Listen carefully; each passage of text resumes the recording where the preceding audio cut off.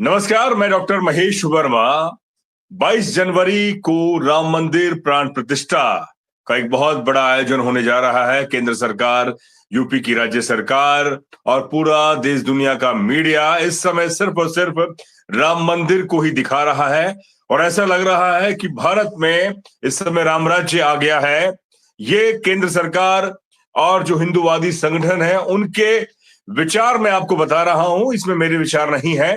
और जो रोजगार के सवाल हैं, शिक्षा के सवाल हैं, जो आपके स्वास्थ्य के सवाल हैं और तमाम सवाल हैं, उसको इस समय किसी भी तरह से मीडिया पर उसे प्रमुखता से नहीं दिखाया जा रहा है, पहले भी नहीं दिखाया जा रहा था। तो मेरे साथ एक बार फिर जुड़ गए हैं, हमारे साथी हैं और सामाजिक कार्यकर्ता हैं और लीडर भी हैं, नेता भी हैं। धर्मेंद्र कुमार जाटव आईआईटीएन रहे हैं और सुलझे हुए इंटेलेक्चुअल हैं, नेता हैं। धर्मेंद्र जी, डेमोक्रेटिक भारत में आपका स्वागत है। बहुत बहुत धन्यवाद।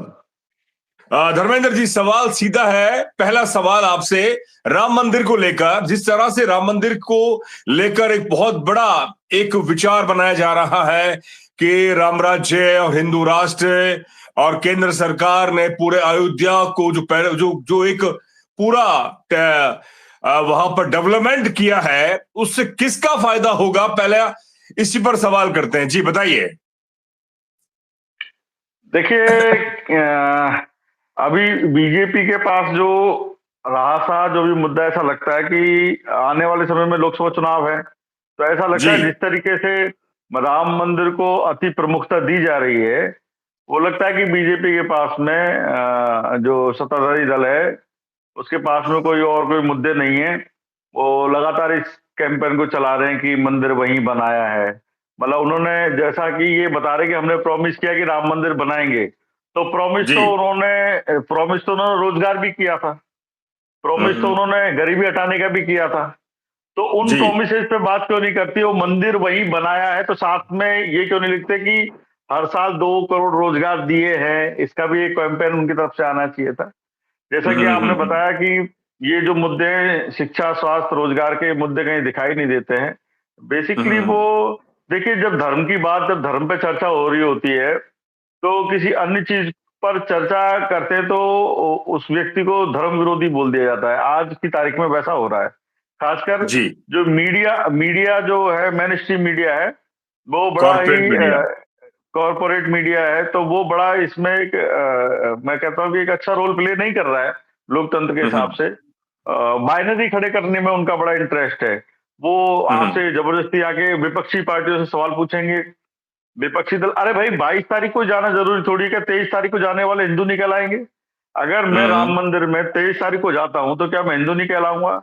मैं 24 तारीख को जाता हूं तो क्या मैं हिंदू नहीं रह जाऊंगा? तो वो बेसिकली 22 तारीख को आप जा रहे हो कि नहीं जा रहे हो, इस तरीके की बयानबाजी खड़ी कर रहे हैं कि मतलब कि जो हिंदू और हिंदू विरोधी का एक जो उनका एक जो वो एक बनाते हैं वो माहौल, वो उस तरीके का मीडिया भी इस पे एक गंदा खेल खेल रहा है। और पूरा जैसा कि आपने देखा कि सारा का सारा ऐसा लग रहा है पूरा देश एक राम मंदिर के इर्द गिर्द ही पूरा नाच रहा है, घूम रहा है। तो उन्होंने देखिए, ये तो खैर बीजेपी की शुरू से एक स्ट्रेटजी का बड़ा महत्वपूर्ण हिस्सा रहा है कि वो किसी भी चीज को कितने बड़े कैनवास पे दिखा सकती है। देखिए, एक मंदिर पूरे देश के किसी भी इतना आपके तो राम राज्य के तो कुछ गुणात्मक पहलू भी होने चाहिए। राम राज्य का मतलब एक मंदिर से तो नहीं होता है। अगर हम हिंदूवादियों की बात भी कहें, वो कहते हैं कि राम राज्य एक सभी के लिए, सभी जनों के लिए एक अच्छा राज्य है, तो उसके गुणात्मक पहलू पे तो चर्चा नहीं होती है। एक मंदिर से तो राम राज्य आने से नहीं रहा, क्योंकि ये देश बहुत डाइवर्स देश है और तमाम तरीके की समस्याओं से जूझ रहा है। तो एक मंदिर तो उन चीजों को, अगर राम राज्य अगर सभी के सुखी होने का परिचायक है, अगर राम राज्य को उनकी भाषा में भी माने कि सभी के सुखी होने का परिचायक है राम राज्य, तो वैसी तो कोई बात है नहीं। तो अभी तो दूर की कोई है, लेकिन हाँ, फिलहाल में उन्होंने एक बाइनरी खड़ी करने का एक पूरा प्रयास कर रहा है पूरे देश में। वो उनकी यानी कि रणनीति का हिस्सा है। आपका कहना यह है कि इस पूरे राम मंदिर प्राण प्रतिष्ठा जो प्रोपोगंडा है उसका सीधा फायदा बीजेपी और हिंदूवादी जो संगठन है उनको जा रहा है, और जो उस दिन नहीं जाएगा उसका वो विरोध कर रहे हैं कि वो देश विरोधी है, राम विरोधी है, हिंदू विरोधी है। आपका कहना यही ये है धर्मेंद्र जी? जी जी, यही नैरेटिव बनाना चाहते हैं, वो यही बाइनरी खड़ी करना चाहते हैं कि जो जी। जो उनके साथ में उन्माद में शामिल नहीं है वो हिंदू विरोधी है। जैसे कि आप और हम लोग, चाहे हम लोग भी सम्मान करते हैं, ऐसी बात नहीं है। सभी धर्मों के सभी जो आदरणीय लोग हैं, देवी देवता, उनका हम सम्मान करते ही हैं। और हाँ। राम हमारे देश के हैं, चलिए हम हमारे तो करीबी हैं, हमारा कोई विरोध नहीं है। लेकिन पिछले 1 महीने से एक मंदिर के अलावा कुछ ना दिखाया जाना, देश की समस्याओं पे चर्चा ना करना, और मंदिर वहीं बनाया है, तो ये क्यों नहीं बोलते कि एक प्रॉमिस पूरा किया तो दूसरे प्रोमिसेस की, स्वास्थ्य पे भी तो उनका प्रोमिसेस थे, उनका रोजगार पे भी प्रोमिसेस थे, उनके जी। गरीबी हटाओ या जो विषमता की जो खाई पाटने का एक प्रॉमिस था, जो हमारे देश में सबसे बड़ी समस्या है। जो गरीब, जो कमजोर वर्ग है, महिलाएं, वो सुरक्षित हो, ये भी उनका एक प्रॉमिस था। महंगाई लेकिन उस हटाओ, पर उनका बात नहीं प्रॉमिस था। करेंगे लेकिन तो वो महंगाई उस पर। हटाइए इस तरीके का नहीं करना चाहते, वो एक मंदिर के दम पे लोकसभा चुनाव लड़ना चाहते हैं। और दिक्कत ये है कि पूरा मीडिया, तमाम मीडिया एक बाइनरी खड़ा करना चाहता है, इसमें एक नैरेटिव खड़ा करना चाहता है। वो बाकी विपक्षी दलों से ये उनको फंसाना चाहता है कि जैसे कि आप हेल्थ पे बात करोगे तो आपको हिंदू विरोधी का तमगा दे दिया जाएगा। तो बाकी के दल भी बचते हुए घूम रहे, और खासकर कांग्रेस के तो कुछ अंदर के लोग ही मैं देख रहा हूँ कि कुछ नेता तो ऐसा लगता है कि बड़े आत्मघाती स्टेटमेंट दे रहे हैं। भाई, उनका 22 तारीख को इनॉग्रेट कर रहे हैं, इट्स ओके, जिसको 22 को जाना है 22 को जाए, 23 को जाए 23 को जाए, इसमें दिक्कत क्या आ रही है? वो तो मंदिर है, वो तो हमेशा रहेगा।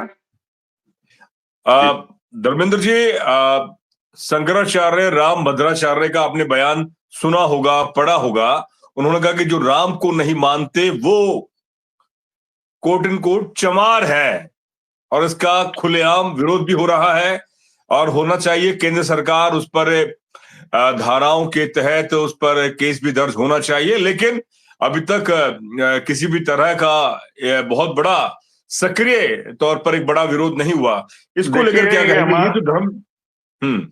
हमारे देश में ये लाइन से बहुत सारे सत्संगी बाबा, रामभद्राचार्य जी ने बोला है कि जो राम को नहीं भजता वो चमार है। वो बेसिकली कहीं ना कहीं वो जो बौद्ध ब्राह्मण एक संघर्ष का जो एक कथानक है, वही उस कथन है, उस तरीके से चल रहा है। क्योंकि बौद्ध धर्मी लोग तो राम को नहीं मानते हैं, और चमारों को जैसा कि बोला जाता है कि वो बौद्ध धर्मी ही हैं, बौद्ध धर्म की ही लोग हैं, बौद्ध धर्म से जुड़े हुए। तो उस संदर्भ में भी वो उनका कथन, वो उन्होंने किसी शास्त्र, उनका किसी बुक का भी उन्होंने रेफरेंस दिया है कि जो राम को ना भजे वो चमार है।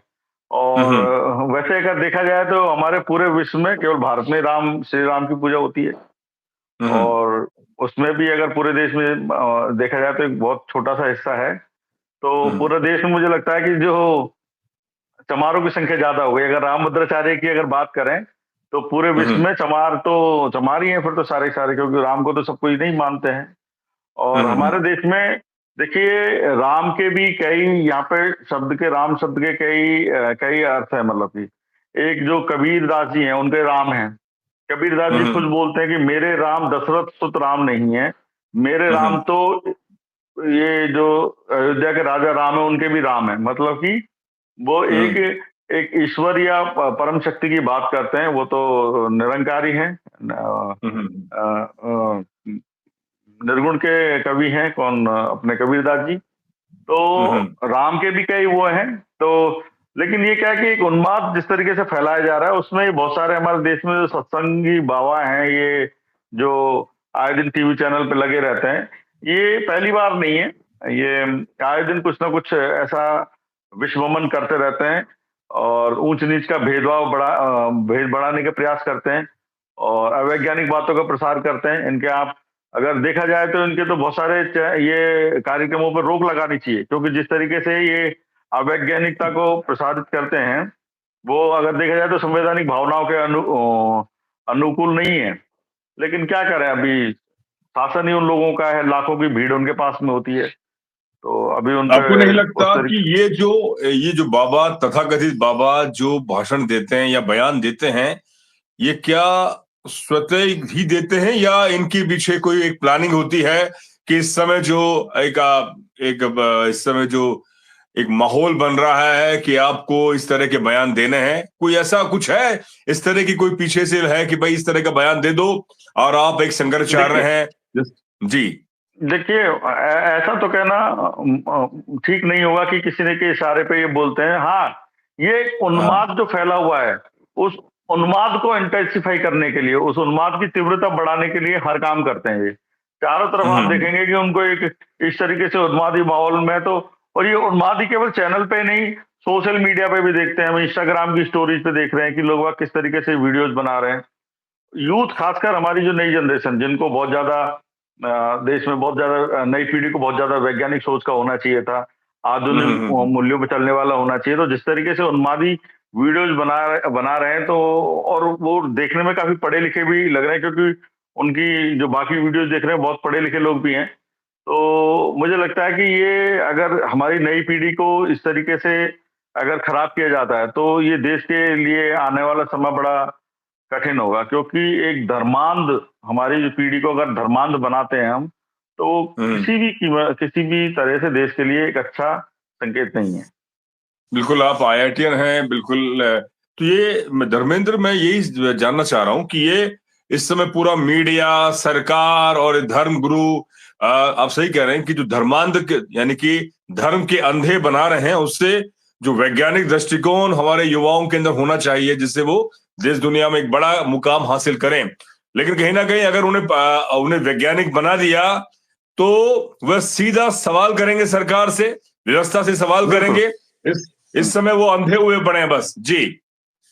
देखिए, धर्म के सामने तो कोई भी तर्क ठहरता नहीं है। तो फेल कोई है। भी वास्तविक जो मूलभूत मांगे ठहरती नहीं है। इसीलिए धर्म को एक मुद्दा बना के इस देश में एक भयानक खेल खेला जा रहा है। और मुझे लगता है जो वास्तविक समस्याएं हैं, उनकी तरफ ध्यान नहीं है सरकारों का। जो हम 5 साल, एक सरकार को एक मौका मिलता है, तो 5 साल में किसी भी एक समस्या को तो लेके लड़ाई लड़ते हैं, वो दिखाई नहीं देता है। केवल और केवल धर्म और मंदिर, ये ठीक नहीं है देश के लिए। हालांकि मैं किसी पार्टी का उस तरीके से विरोधी नहीं हूं, लेकिन कोई जी। पार्टी अगर वास्तविक मुद्दों की अगर लगातार अनदेखी करे, तो फिर उस पर बात करना जरूरी हो जाता है।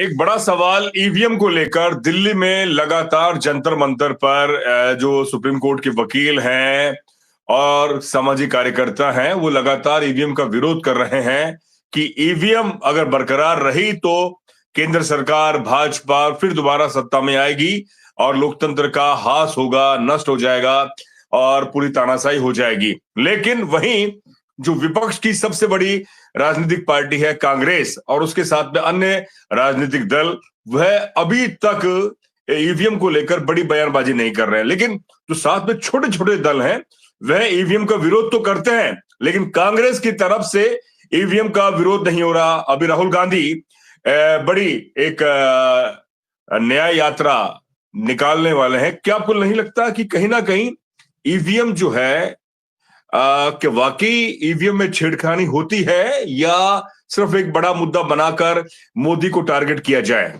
जी। देखिए, मैं ये जो कुछ लोग हैं जो ईवीएम को लेके शोर कर रहे हैं, अगर देखिए ये पहली बार 2017 में ये मुद्दा आया था, और जहां तक हम्म। मुझे याद है मायावती जी ने ही अपनी चुनावी हार के बाद में इस मुद्दे को प्रमुखता से उठाया था। जी जी उसके जी। बाद लगातार वो मायावती जी भी कंटेस्ट कर रही हैं चुनाव, और वो पिछली बार लोकसभा में 10 सीटें भी जीती, वो जो गठबंधन हुआ। हाँ। देखिए, ईवीएम को तो पता नहीं होगा कि इन पार्टियों ने गठबंधन कर लिया है। अगर हम्म। ईवीएम में गड़बड़ है, तो मायावती जी 2014 में 0 पे आउट हुई, तो 2017 हम्म। में 19 में उन्होंने गठबंधन से चुनाव लड़ा और उनको 10 सांसद भी मिले। तो 10 मिले। ईवीएम में, तो मेरा ये अभी मानना है कि ईवीएम को टेम्पर किया जा सकता है, दिस इज ट्रू। बट वो हाँ। टेम्पर करना उतना आसान नहीं है। देखिए, देश में हर जिले पे स्ट्रांग रूम है वहां पे, ठीक है ना। वहां पे हम्म, लाखों कर्मचारी उसकी देखरेख में शामिल होते हैं। वो किसी एक आदमी का हम्म, काम नहीं है कि और उन चीजों को गुप्त रखा जाए, ठीक है ना। हम्म, देखिए, पहली बात तो जो ईवीएम में है वो एक कैलकुलेटर मशीन है, ठीक है ना। उसका सॉफ्टवेयर हम्म, केवल कैलकुलेटिंग के काम में आता है, ठीक है ना। प्रॉब्लम हो हम्म, सकती है, सॉफ्टवेयर फेल हो सकता है, बात सही है। तो गड़बड़ी तो हमारा जो साधारण कैलकुलेटर है वो भी गड़बड़ हो सकता है, बात ठीक है। लेकिन उसको मैनेज कैसे बाहर से मैनेज किया जा सकता है, इस बात पे तो मैं बिल्कुल भी आपके साथ नहीं हूं। क्योंकि ना तो उसमें कोई रिसीविंग डिवाइस नहीं है उसमें कि आप उससे बाहर हम्म, से रिमोट रिसीविंग डिवाइस नहीं कि बाहर उससे एक्सेस कर सकें। जब तक आप उसमें वो डिवाइस ना हो कि आप बाहर से उससे रिमोट कंट्रोल कर सकें, तो फिर वो भी बात सही नहीं। हाँ, उसका सॉफ्टवेयर ही बदला जाए तो आप मुझे हाँ, बताइए कि देश में लाखों करोड़ों की संख्या में ईवीएम मशीन है और हर डिस्ट्रिक्ट जी, के स्ट्रांग रूम में होती है। वो सॉफ्टवेयर हर मशीन में अपडेट करना आसान नहीं है। और मुझे आप बताइए, पहली बार ये सॉफ्टवेयर अगर सारी ईवीएम मशीन में अगर अपडेट भी किया गया तो वो कालखंड कौन सा होगा। मैं आपको बता दूं कि 2014 तक यूपीए 2 की सरकार थी। उसमें हम्म, समाजवादी पार्टी भी शामिल थी, उसमें मायावती जी की पार्टी भी शामिल थी, उसमें लालू जी की पार्टी भी शामिल थी, जो अभी विपक्ष में बैठे हुए हैं। 2014 तक तो सारा उन्हीं की निगरानी में था, चुनाव आयोग उन्हीं के कंट्रोल में था पूरा। 2014 में हाँ, अचानक मोदी जी आ जाते हैं। तो मोदी जी ने क्या यूपीए के रहते हुए लाखों लाखों मशीनों में सॉफ्टवेयर को बदल टेम्परिंग, दिया। हाँ, अगर सारी लाखों करोड़ों मशीन, और आप देखिए कि 2014 में क्या उन्होंने सारी मशीनों को टेम्पर कर दिया। सारी मशीनों का ये कौन सा कालखंड है जब ये बदले गए होंगे। और उसके हम्म, बाद आप देखें कि लगातार पिछली बार आप देखें कि 2018 में एक आंदोलन हुआ, एससी एसटी एक्ट वाला, जो एक मुद्दा बड़े प्रमुखता से उत्तर भारत में भारत बंद भी दो हुआ। ब्रेल, उसके 6 महीने बाद ही चुनाव हुए और आप देखिए कि 3-4 स्टेट में कांग्रेस सरकार वापसी कर गई, जिसमें राजस्थान भी था, मध्य प्रदेश भी था, छत्तीसगढ़ भी था, ठीक है ना। हाँ, तो वो कैसे कर गई, ईवीएम तो तब भी था। तो कुल मिला के बात ये है कि मुझे नहीं लगता कि ईवीएम, और हाँ, फिर अब तो सुप्रीम कोर्ट ने पेपर ट्रेलिंग भी लगा दिया। उसमें हम वोट करते हैं तो पेपर ट्रेल आ गया है। और उसमें कुछ मशीनों को, कुछ कुछ पेपर ट्रेल उसको काउंट, कुछ को लिमिटेड को काउंट कर सकते हैं जहां पे आपको संदेह है। तो एक ध्रुव प्रणाली जो भारत में, देखिए मैं बताऊं कि बूथ कैप्चर भी बहुत आम घटना रही है इस देश में। और हाँ, फिर बैलेट बैलेट पेपर में जो गणना होती थी, तो वो भी, उसमें भी ऐसा नहीं है कि वहां पे कोई विवाद नहीं था। अविवादित तो वो भी प्रक्रिया नहीं थी। वहां पे हमारे लोगों की, जो खासकर मैं दलित समाज से आता हूँ, तो कमजोर समाज की सबसे बड़ी शिकायत ये रहती थी कि उनको डरा धमका कर उनके वोट रिजेक्ट करा दिए जाते थे। ऐसा कई बार हुआ है। और बहुत जो दबंग जातियां या मजबूत कम्युनिटी के लोग होते थे, वो बूथ कैप्चर अलग कराते थे। फिर जो उनके प्रभाव से कुछ के आपके वोट को, बैलेट वोट को आपको खराब वो रिजेक्ट करा देते थे। तो ये भी बहुत, और फिर गणना एक बड़ी ध्रुव प्रणाली हो जाती थी। और हमारे देश की पॉपुलेशन अभी 1.5 करोड़ के आसपास, 150 करोड़ के डेढ़ आसपास है। सौ तो मुझे लगता है कुछ ना कुछ अल्टरनेटिव तो निकालने पड़ेंगे, ठीक है। लेकिन अब ये ईवीएम पे करें तो मुझे जिस तरीके से उठाते हैं, मैं उनके तर्क बचकाने लगते हैं कि आप किसी ईवीएम को बाहर से बिना छुए हाईजेक करके बताइए, बिना सॉफ्टवेयर अपडेट किए हुए, तो हम माने कि ये लेकिन जब ऐसा ये है। डेमो, ये लोग जो डेमो देते हैं, तो डेमो में ऐसा कौन सा सॉफ्टवेयर होता है, क्योंकि आप खुद इंजीनियर हैं, तो वो ये तो जो आप अपना डेमो है कस्टमाइज, ये, कोई वो जी, चुनाव आयोग वाला, ये सॉफ्टवेयर चुनाव आयोग वाला थोड़ी है, ये तो आपने खुद बनाया है ना। देखिए, हाँ, ये तो हाँ, हाँ, सीधी सी हाँ, जो कंप्यूटर लैंग्वेजेज होती हैं, आप खुद भी अपना सॉफ्टवेयर बना सकते हैं। उसमें तो क्या है, वो आप जिस हाँ, तरीके बिल्कुल से सही, आप गणना सही कह करोगे रहे हैं, वो तो चुनाव आयोग का वो तो सॉफ्टवेयर नहीं है, ये आपका खुद का है। ये तो आपका जी, खुद का सॉफ्टवेयर है ना, आप उसे कैसे भी डिजाइन कर सकते हैं, उसे हाँ, हाँ, कैसे भी हाँ, डिजाइन कर सकते हैं सॉफ्टवेयर को। तो ये तो जी, इनका बहुत ही बचकाने तर्क है।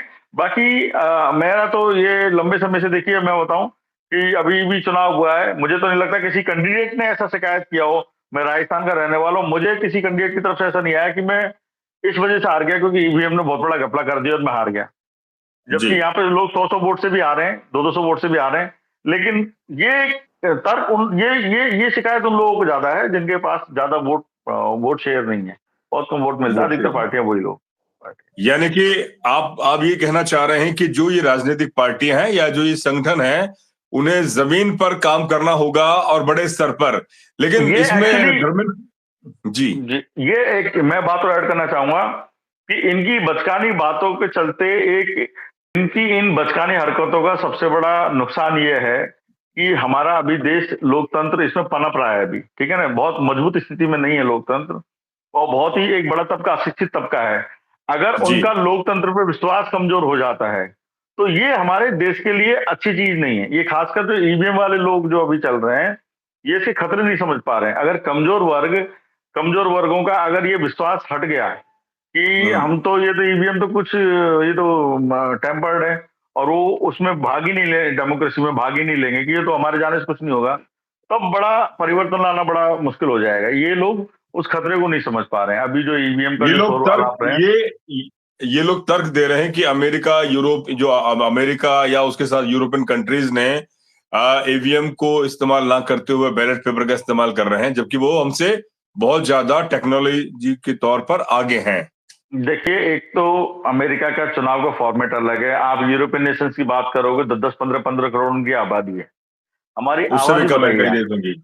हमारी हाँ आबादी बताइए आप, 150 करोड़ के करीब आबादी है आपकी, ठीक है ना। हाँ हाँ। और एक बहुत बड़ा लेंदी प्रोसेस हो जाएगा फिर उसमें। और अब मैंने बोला ना कि वहां के एक अलग तरीके के लोग हैं, ठीक है ना।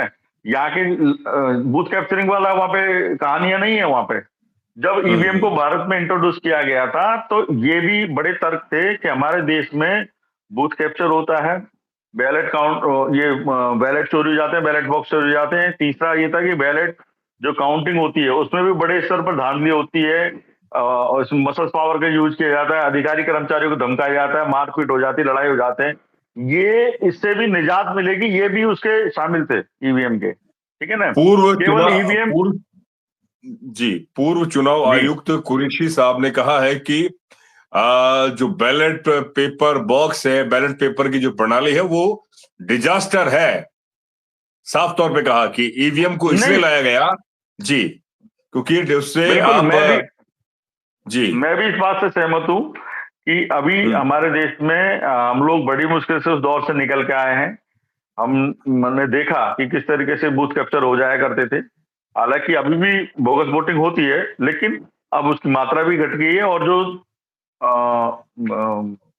जो बाद में काउंटिंग में जो समय लगता था, काउंटिंग में झगड़े होते थे, वो भी कम हुए हैं। और अभी वैसी चोरी कहीं पकड़ी नहीं गई है बेसिकली।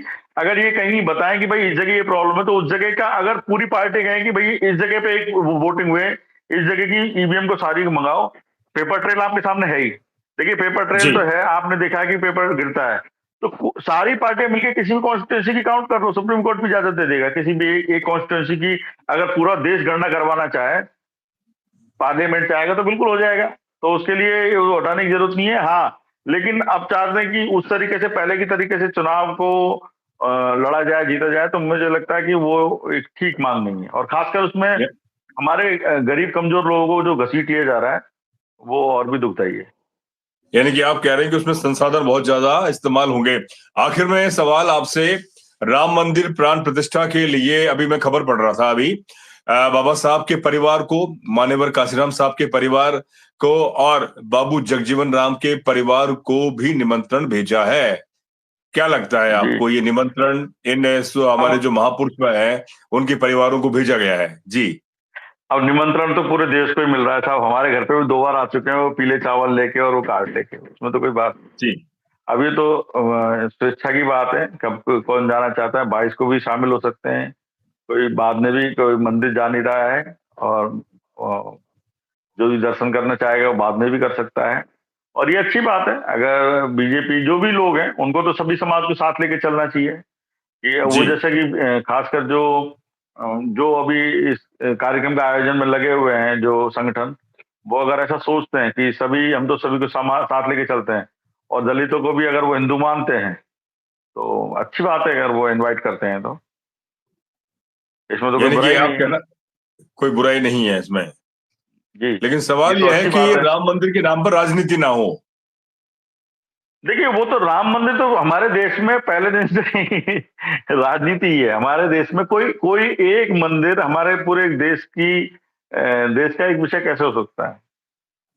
हाँ, जैसे लेकिन बना हमारे दिया देश ना में ये तो। हजार। हाँ, तो हाँ वो जो है वो एक बनाया है, उस पर उस तरीके से नैरेटिव बिल्ड किया है।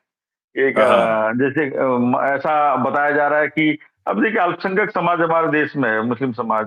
बहुत से बहुत 14-15% आबादी है, वो इनको जी। क्या मंदिर बनाने से रोक लेगा? और वो तो देखिए एक बात हो कि संविधान के अकॉर्डिंग आप बना सकते हैं, संविधान ने उनको सुप्रीम कोर्ट ने उनको परमिट किया है, वो मंदिर बना सकते हैं, उसमें हार जीत का या किसी पक्ष के हार और किसी पक्ष के जीतने जैसी कोई बात ही नहीं है। यानी ये तो कि अगर धर्मेंद्र जी, बाबा साहब मान्यवर काशीराम और बाबू जगजीवन राम साहब के परिवार को बुलाना और ये खबर को चस्पा करवाना या मीडिया में इसको प्रचारित करवाना कहीं ना कहीं बीजेपी का वोट बैंक की तरफ एक बड़ा प्रोपेगेंडा तो नहीं है ये, संक्षिप्त में? देखिए नहीं, बीजेपी को भी पूरा अधिकार है कि वो दलित समाज को भी अपने साथ जोड़े, उसमें तो हाँ उनके अधिकार को कोई रोक नहीं सकता है। और दूसरा जी। ये इनवाइट करके और फिर मीडिया में प्रमुखता से ये दिखवाना, ये मतलब एक मैसेज देना है कि हम सभी को साथ लेके चलते चल हैं। रहे हैं। लेकिन हालांकि जमीनी हकीकत कुछ अलग है। हम तो उनको हाँ हमेशा ही बीजेपी वालों को घेरते रहते हैं कि अगर आप लोग काशीराम जी को इनवाइट कर रहे हो तो काशीराम जी के समाज को टिकट भी दिया करो। बीजेपी वाले टिकट तो ये भी है दिया, कि उनके मेन अनुपात में बात ये टिकट है। भी दिया करो। हाँ। हाँ, रिप्रेजेंटेशन ऑफ पॉलिटिक्स में रिप्रेजेंटेशन मिले। जी जी, अगर आप सबको साथ लेने की बात करो तो मुस्लिम समाज भी जो है उस देश का ही नागरिक है, और नागरिक। धर्म भले ही बाहर से आया हो, सभी लोग इसी मिट्टी में पैदा हुए हैं, उनको भी हाँ, विधानसभाओं में भेजने की जिम्मेदारी बीजेपी को उठानी चाहिए। ये इनविटेशन एक सांकेतिक घटना है कि वो एक सांकेतिक जो उनके कार्य हैं जिससे कि एक मैसेज दें कि हम दलितों को भी समानता के साथ लेके चलना चाह रहे हैं। जी। लेकिन क्या ऐसा हकीकत में देखने को मिल रहा है? आपने कहा कि ऐसा नहीं है बड़े स्तर पर। अभी तो दूर की कौड़ी है, लेकिन हाँ देखिए आरएसएस ने भी चुनाव से पूर्व जो उनके सर संघ चालक हैं भागवत जी, उन्होंने भी हाँ आरक्षण पर उन्होंने जो 50 जो 60s में जो उनका एक उसको बिल्कुल ही बदल दिया। अब उन्होंने बोला हाँ। कि हमारे देश में 60s के दौर में तो मानते ही नहीं थे कि हमारे देश में एक वर्ग को हम लोगों ने एक जानवरों से बदतर स्थिति में रहने को मजबूर किया है। उन्होंने अभी चुनाव से पहले जो ये विधानसभा चुनाव थे, राजस्थान, मध्य हम्म। प्रदेश और ये, उससे चुनाव से कुछ दिनों पहले उनके स्टेटमेंट आए थे। तो अच्छा, अगर अच्छे स्टेटमेंट आते हैं और उनको काम करते हैं तो इनका तो स्वागत किया जाना चाहिए। स्वागत किया जाना चाहिए, यानी कि आप कह रहे हैं जी। कि धीरे धीरे सही लेकिन परिवर्तन होगा और हाँ, सामाजिक स्तर करें तो पर। सही कुछ। राइट। हाँ, करें तो सही, जमीन पर नजर आए सही। बहुत बहुत जी। शुक्रिया धर्मेंद्र भाई, फिर जुड़ेंगे आपसे राष्ट्रीय अंतर्राष्ट्रीय सामाजिक मुद्दों पर। बहुत बहुत शुक्रिया, धन्यवाद, नमस्कार। बहुत धन्यवाद। शुक्रिया। नमस्कार। नमस्कार।